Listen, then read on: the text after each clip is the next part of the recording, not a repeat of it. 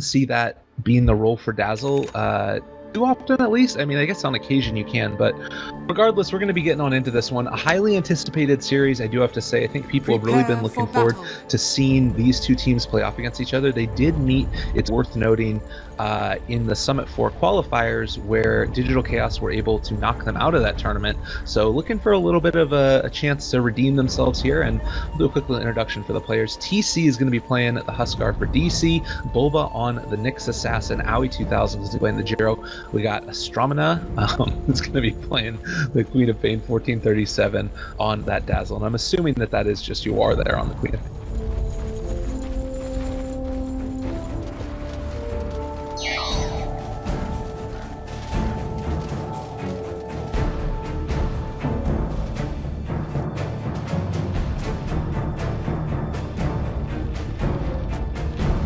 It's worth noting that considering you sort of have nobody else showing on the map with that bounty hunter running around, they know that everybody for DC is down here. They're going to be able to secure themselves off that first rune and probably just see TC head on up to the top lane. Well, it looks like there's any chance that they might want to leave Huskar down here and sort of go for the aggro tri-lane.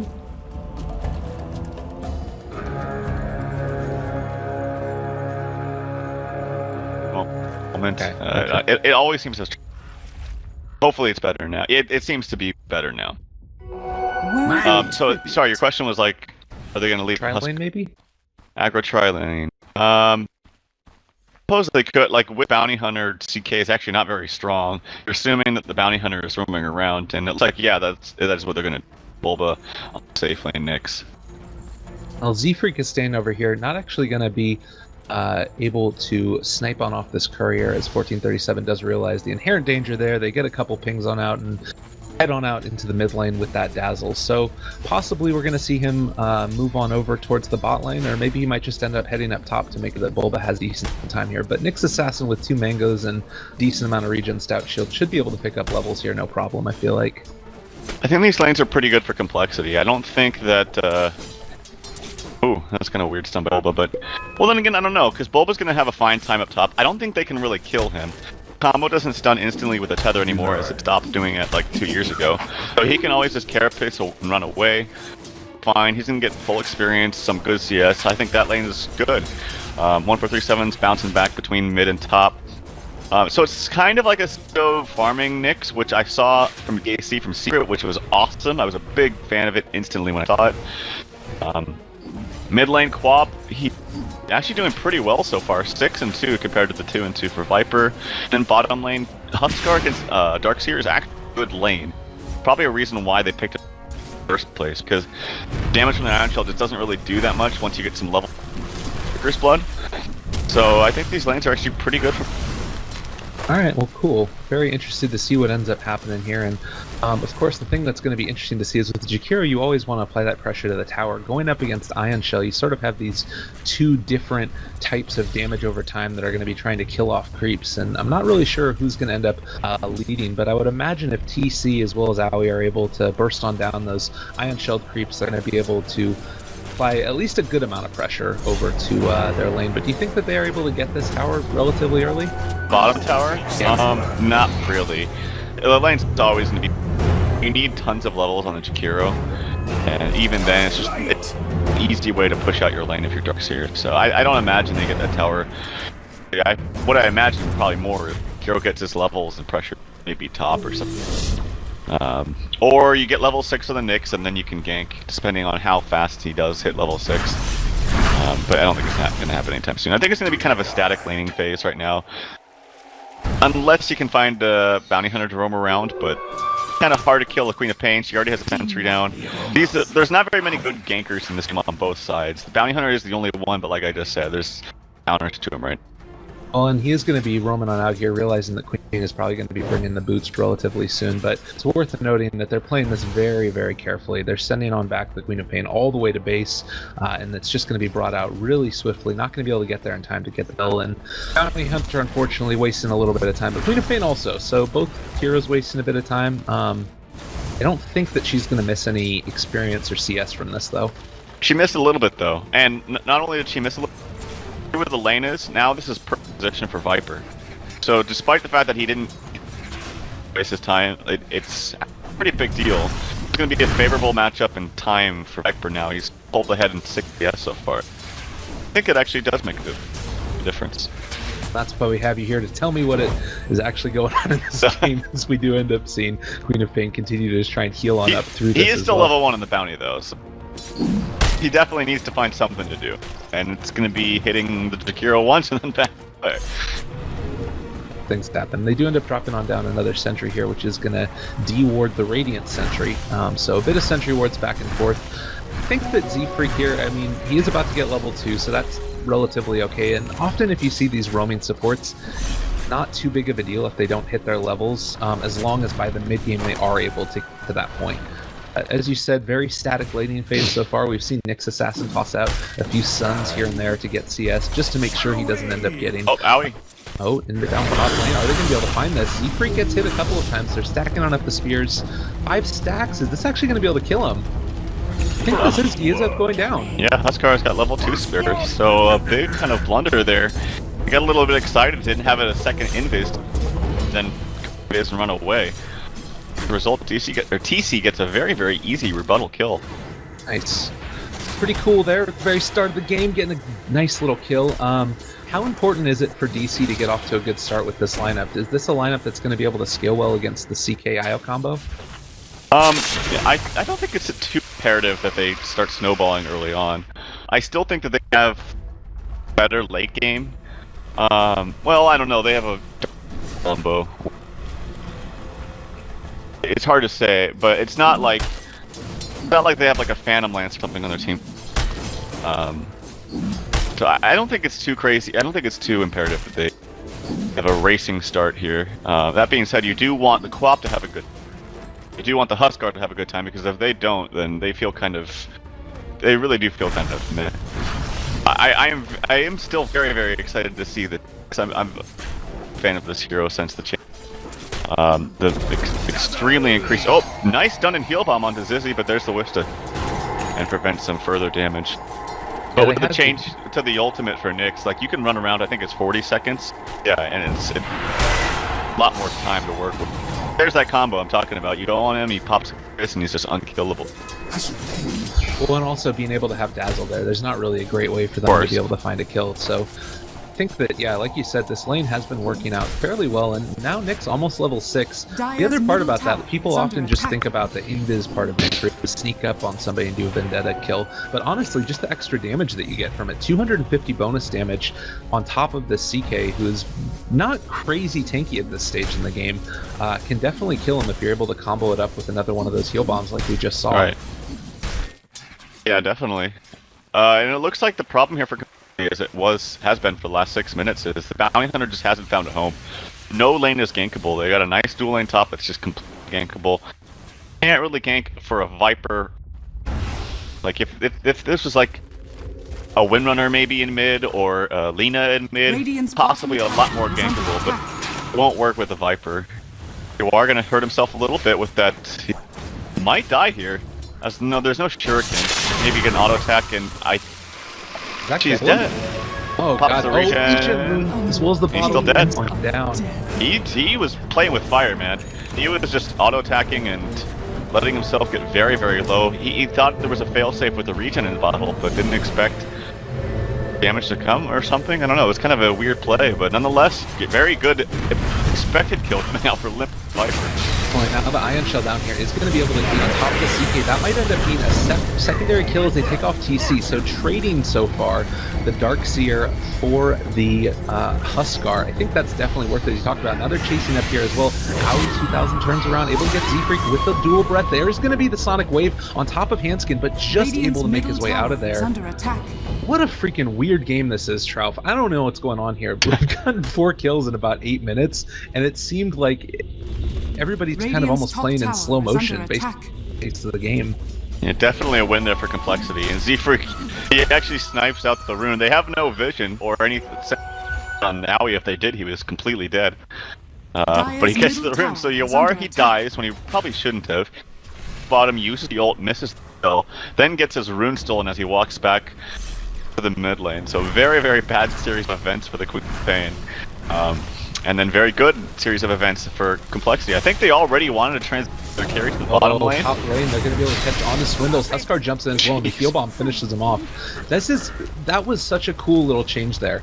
So the other thing that Bulba just ended up doing was he was in Vendetta, ended up popping Spike Carapace while the Iron Shell was walking by him, and then that sets up the stun for everything else. I forgot about that.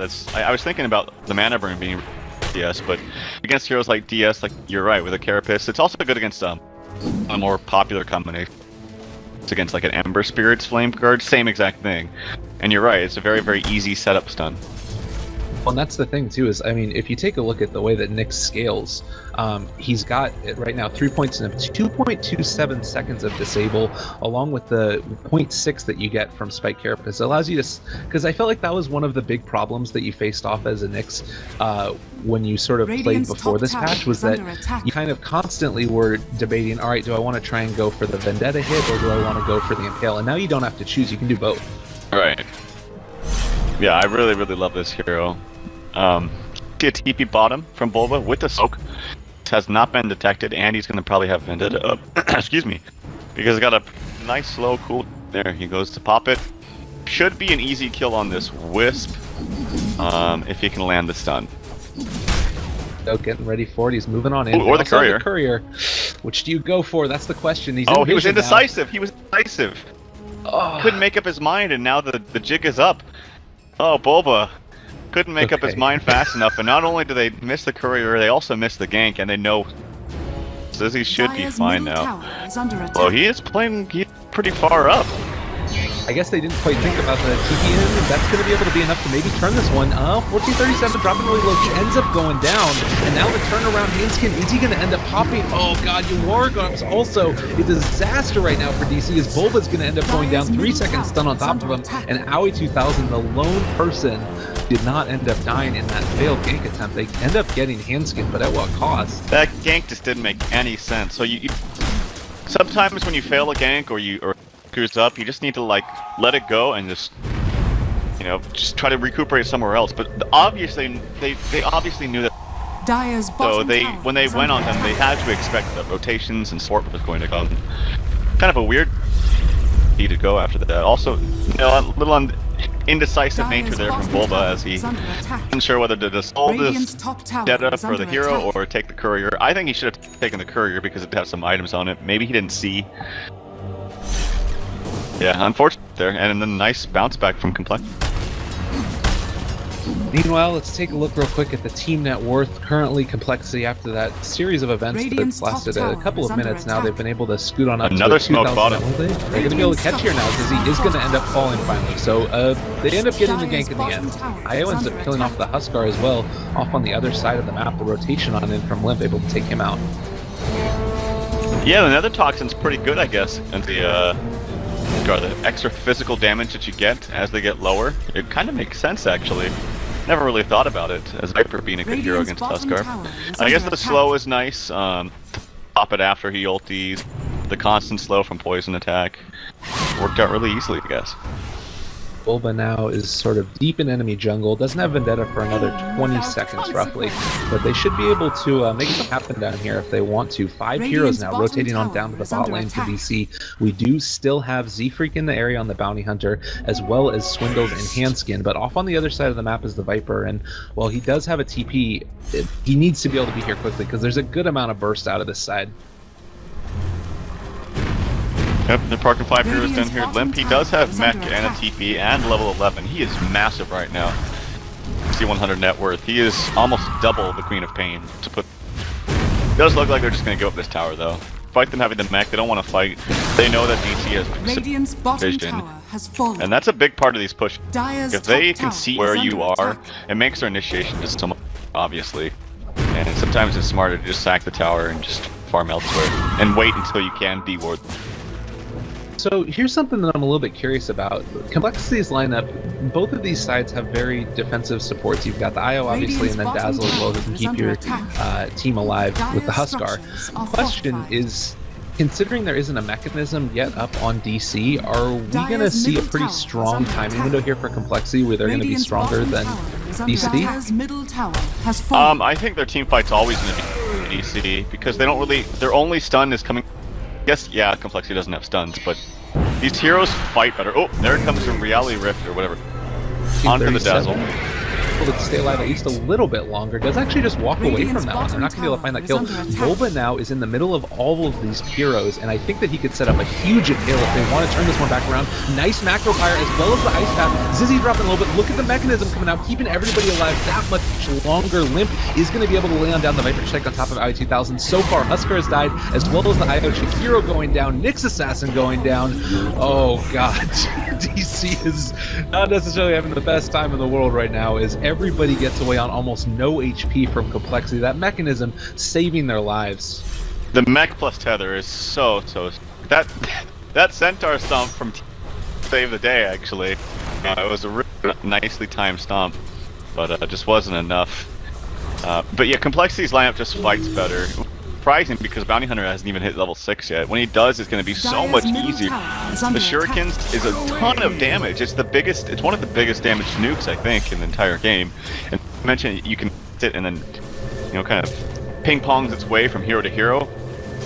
It's really, really strong, and he doesn't even have that skill available yet. Well, I mean, he has a Shuriken, but not the track. Yeah. So the extra gold's going to come out, the extra vision come out, and it looks like they're just going to continue to group up and push, and why not? The last fight was success, why not keep doing it? So that was the thing I'm curious about, because Jakiro got in a pretty good position. He was able to lay down a great macro pyre and ice path. They were sort of consistently hitting majority of their spells. Queen of Pain as well with the ulti on top. But I guess, is it just sort of that she hasn't been able to hit that level 2 ulti yet? They don't have quite enough damage, or do they need to really burst down that IO first? The damage is not that great from Jakiro early on. His ice path's only level 1, no points in 1 in dual breath. All of this was on majority of his spells was on the Viper, who has. Oh, here comes a relocate onto Roshan. They know what's going on. TC taking a ton of damage. You do have a grave. No, they don't have a grave available because they actually don't have any mana. Now he gets mana. Goes down. 1437. There's going to be a track kill. Darkseer is double kill now, and they're going to be able to take Roshan off the back of this. Oh man, Complexity are doing everything that they need to do right now. 12-6 is the score. Take a look at that fight recap. It's 1,000 gold point, but the bigger issue is now Viper has an Aegis. They take away the Roshan that was supposed to go DC's way. Maybe Bulba finds a kill here on Handskin. I think he is going to, as we do end up seeing the Impale as well as the one last right click, but again and again, it's just not looking like it's enough at this point for DC. And like I said in the draft, I just feel like the Queen of Pain pick is really just doesn't make too much sense with the rest of their lineup. The problem with Queen of Pain is it's actually not that great of a fighter. If you watch Queen of Pain players, what they'll do is they'll let everyone else fight in the team fight, and you never really want to fully commit into a Blink Scream or a Blink Sonic Wave until you know you're getting the kill and you know there's not going to be instant turn onto you. But every single time that's happened for Yawar, there has been it's been the I hope I get it correct, the reality, yeah, it is Reality Rift TK, which is really good against Bob. It instantly brings him into the fray, easy setup for the stun. And so this is why Queen of Pains, they try to rush that Orchid, get quick pickoffs onto one hero and then get out, and then try to instantly go for that BKB, because then it makes it so that you can blink in fray and not worry about coming your way. But if you see it here, it just doesn't work with the lineup of DC. No one else really wants to go in except for the Huskar, but he's kind of the same way against lineups like they have a Luce to hurt him, they have the Nether Toxin to hurt him, so it's difficult. DC's lineup, nobody really wants to commit fight. Nyx doesn't. The best thing you got maybe is Aoi. The Jakiro, who by the way is in the gate now.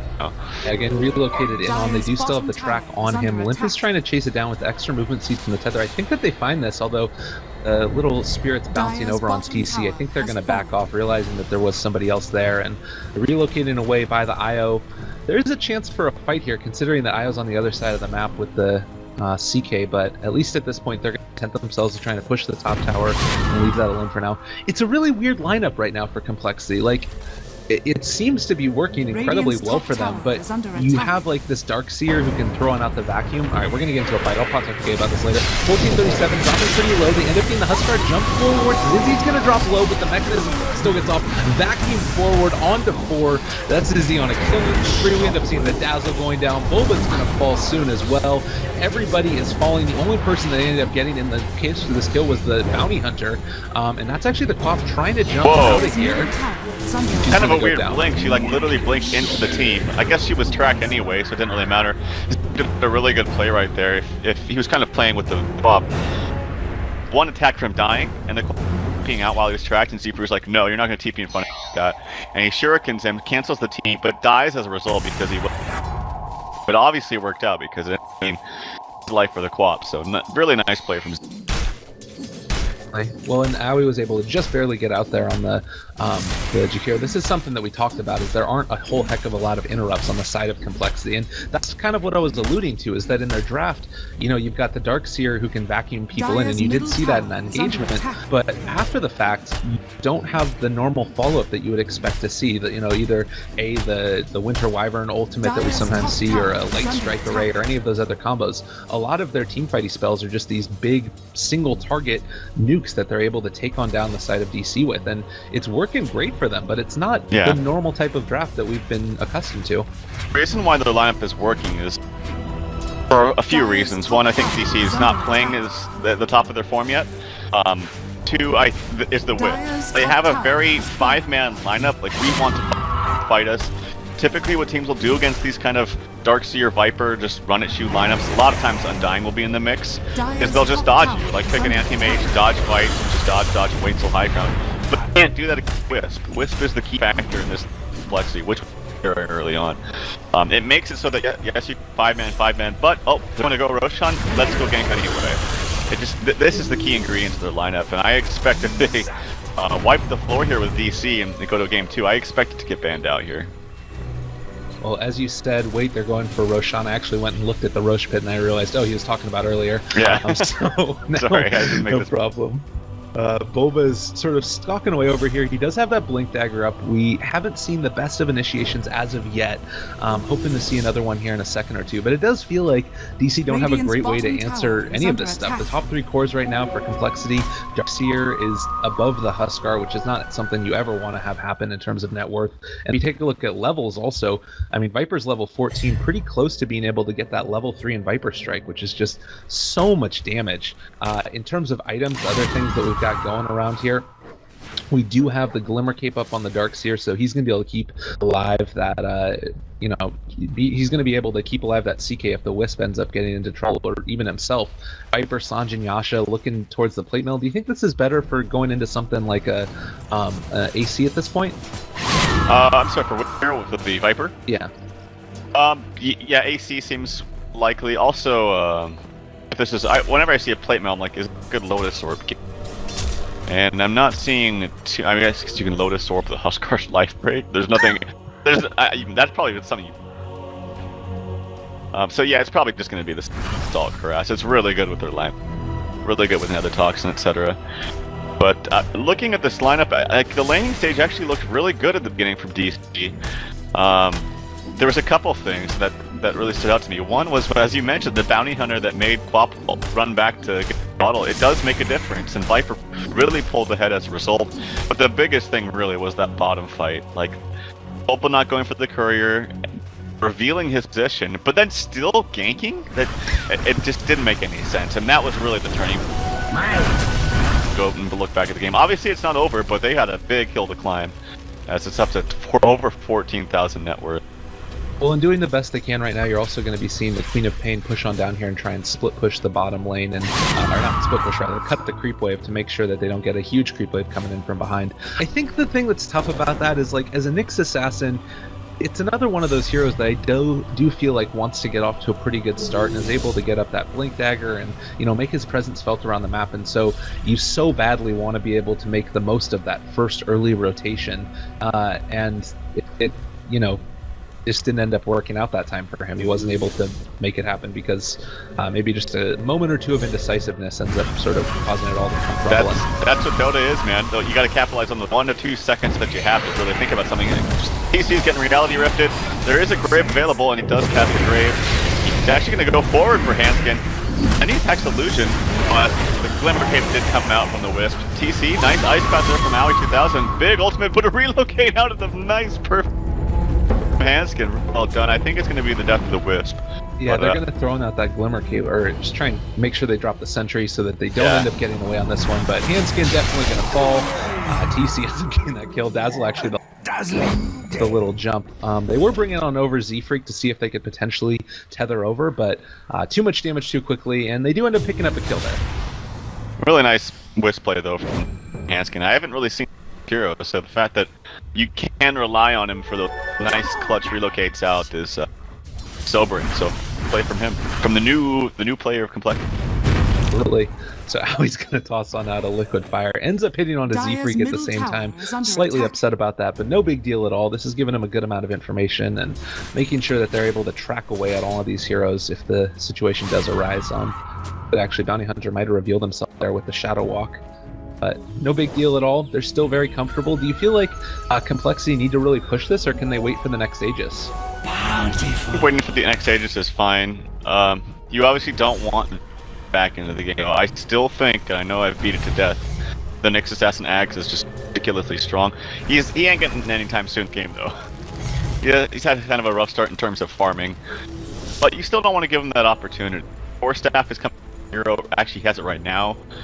Items are starting to trickle in just a little bit, but I don't think DC's ever going to be able to push and make something happen. Wisp being able to have this global presence. I do really approve of the Force Staff over the what seems to be the standard Yule Scepter for Jakiro. Oh, I see a blink, but they're not going to go for it. Oh, bottom. I totally. CK was able to get a quick kill there on the Queen of Pain. Sorry about that one as well. We were seeing potential posturings over there in the mid lane as Viper was able to get off at least one of those right clicks on Huskar, but Infidelity and walk away. They get a pretty key kill right now on the Queen of Pain though. I feel like at this point in time she does not have buyback, dead for 30 seconds. At least this is potentially going to secure them decent positioning for Roche. Hanskin's just camping here on the Roche pit, just waiting for it. They know it's spawning. And it is. So, and look at all the lanes are pushed. This is a perfect opportunity as soon as this spawns. Hopefully, I see so many times we're still waiting in the pit forever. They're like, yeah, screw it, I'm out of here. And it respawns right as they leave. Nope, it respawns. Well, and Swindles now can be a ward up there on the high ground and tossing out ion shells. Make sure they keep on staying pushed out. I think that at this point, I mean, Zizzy isn't necessarily the best Roche taker in the world on the CK. Obviously, illusions don't do anything to Roche, and you don't want to have to pop it regardless. But with the arm lit up, as well as the extra damage coming out from Limp, Roche is going to fall very quickly. They are going to be in position to potentially make something happen here, but this seems a little bit bold here by DC. Bulba is moving on forward. They're pinging it on out. They realize that this is going down, and if they wanted to, they could go for Roche steal, but I'm not sure if it's the proper option. Viper ends up picking up the Aegis, and now they're outside of their big. They need to get out of here very quickly. They do have a... Oh, I thought they had a gem on Z-Freak. They transferred it. It's on the Darkseer now. Yeah, Darkseer, who has the gem now, gets vacuum, cancels the TP. Bulba pops a Carapace, a little bit premature, but a little bit scared. He's probably dead regardless. It's away, no blink up for now, and 2 more seconds, but there comes the Wisp, and that's a dead Nyx Assassin. Yeah, very, very, very dead. You've got 45 seconds without your Nyx Assassin. You also have Aegis up on Complexity. This has just looked like such a clean game for them. They found everything that they've needed at almost every stage of the game. Track kills abound, even though the Bounty Hunter didn't get the earliest levels. Now relocated on top of 1437. That's going to end up being a kill. He does end up getting off the grave finally, which is pretty solid. 3 seconds stun though, and Wisp ends up getting the last hit. Handskins, they're all pushing up onto high ground now, both bottom lane as well as mid lane pushing in. Complexity looking to take this game very, very quickly unless we see something miraculous out of the rest of the side of DC. And see, this is what it is. It's pushing, but also creating pressure on every side of the map. And that's just what Wisp is all about, and they know how to play it. It's very, very scary when you have a Wisp player on your arsenal and you know what to do. I really feel like it's going to get banned out, and this could be fine for DC. They know, oh, very nice BKB timing there from Zizzy. 4 seconds stun onto Bulba. Can he get enough damage before he gets away? No, yes he can. Good damage coming on the Complexity, but they still have a mech. They're still pretty healthy. TC fighting up with Zizzy. There's a nice grave though. Yeah, he's going to be able to stay alive a little bit longer. This might actually be the turnaround. Limp is stacking on up a lot of those burning spears. That's going to be the Chaos Knight finally going down there in the end. Bounty Hunter takes out the Huskar though, and now Handskin caught up with Limp. They're staying alive just barely. The Aegis finally does end up popping, as does the IO. They're going to need to back out now. They've ended up losing 3 at the back of this. Limp unfortunately not quite able to hit there with the Ice Path, but they still do have a fully HP'd up Viper. They're going to start keeping on pushing this down. Jump forward, Swindle Melons does end up catching a vacuum there, but Aoi 2000 just going to walk away after the Grave keeps him alive. And Limp can keep this pressure up. I mean, they've already taken down both of the tier 3 towers, and looks like they might be in a position now where they might want to back. Look at the fight recap. A bit of a win there for DC, despite the fact that they were only able to burn through the Aegis on the Viper. Yeah, still shows you how much of a beast Tuskar can be with the Dazzle sitting behind him. There were a lot of attacks missed too with the Talisman. Does have his Halberd now, so he can stop the attacks from the Viper is probably the big one. Obviously Chaos Knight, but if there's tons of illusions and he gets lucky, the ultimate prot from Fantastic and that extra illusion that out the correct one. Which, by the way, I don't know if he misskilled or he's done coming onto Aoi. You said he didn't end up taking his ulti again? Yeah, I think what happened, and I do the time to time, is like if you've already ultied and then you ding in the fight, it's kind of like, I don't want to put my point in the ulti, that's pointless because it's ulted, so more stats. I know the thinking process behind it, but it does suck right now because he won't have that level 3 ulti. Well, on in yet second time. It feels like DC might not be able to hold off this time. There is still a chance. Dizzy now with Iron Shell there. Bulba ends up hitting one with the Entail. Unfortunately, their TC's jumping forward. BKB is now popped at this point in time. There's the Grave. Vacuum on back as well as the wall. That's going to be Bulba exploding. TC's going to fall as well with the BKB up on Zizzy. This is just so hard to fight against. And now we're going to end up seeing the rest of DC backline up with only the Queen of Pain and the Dazzle. This is at least 2 racks. And it looks like, well, they're going to jump forward again. Catch the Queen of Pain. Not quite there in time with the Reality Rift. It comes right before the blink comes out, and now going for tier boys. GG ends up getting called. Yoar is going to say that's it for us right now. Moving on into game 2. Trout, this one didn't feel close. No. Well, it did. It was, I think, honestly, a blunder. The decision to go for that gank after Nyx was revealed, I think, was very, very questionable. I again go back to Quap was a good pick here. I think Quap is not a fighter. He's not really great of a team fighter, contrary to